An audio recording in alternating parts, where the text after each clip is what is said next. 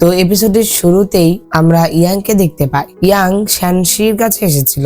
ইয়াংকে দেখে শ্যানশি বলে যে তুমি দ্বিতীয় ব্যক্তি যে আমার কাছে এসেছো, অর্থাৎ প্রথম ব্যক্তি তো প্যান ছিল আর তারপরে ইয়াং। ইয়াং তখন শ্যানশিকে বলে যে তুমি কি মানুষকে তাদের পায়ের ছাপ দেখে চিনতে পারো? তখন শ্যানশি বলে যে আমি জানি যে তোমার মনে এখন অনেক সন্দেহ আছে। তখন ইয়াং বলে যে হ্যাঁ। তখন ইয়াং বলে যে কিন্তু আমি জানি যে তুমি এইটা নিয়ে কথা বলতে চাও না, তুমি শ্যানশি না, তাই না?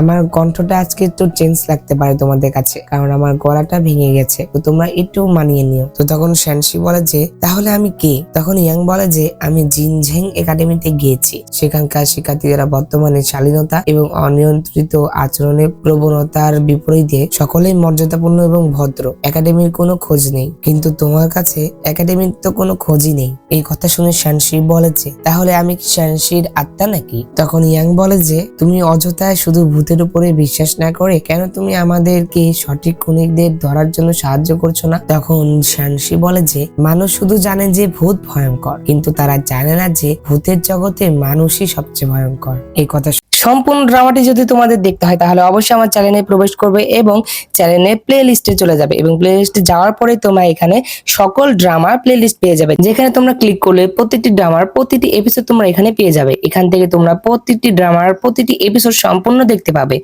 ধন্যবাদ।